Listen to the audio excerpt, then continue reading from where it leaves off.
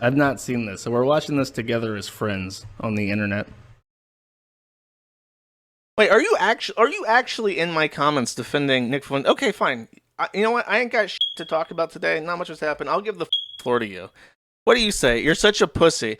The modern equivalent of polygamy is Chad's harem. Do you actually believe that? There is this. This is like the incel cope. You have this thing where you have 10. Like they show the chart. Let me just find it real quick. This chart has done more damage to the psyche of like retarded men than anything. I think lobotomies have done less damage to retarded people than this thing.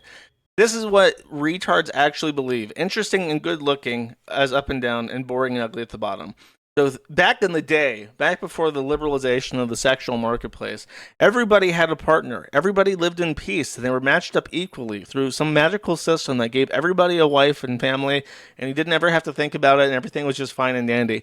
But then after Chad Thundercock took over the sexual marketplace, 80% of the pussy goes to 30% of the men.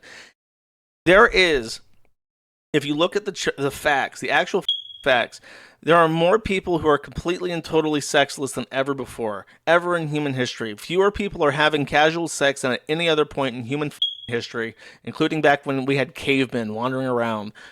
50% of people don't have sex at all. Up until like 30 years old, 50% of the population completely and totally neutered.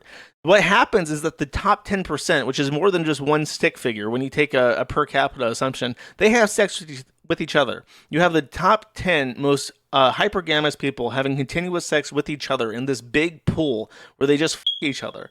And there's very little crossover between the people who go out clubbing and have continuous hypergamous sex and the people who don't.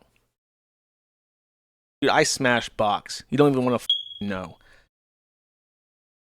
And then, as I said, fewer people have sex than ever before. So you're just completely wrong.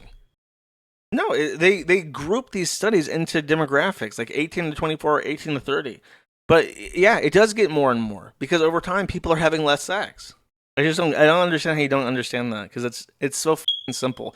The only way that the opposite can be true is if you are deliberately ignoring like the obvious lived reality of the people around you. Like, do you really think that everybody you see on the street, like 80%, 8 out of the 10 women your age that you see on the street are having sex with the same fucking guy? Like, are you retarded? I just don't get it. Like, how are you gonna?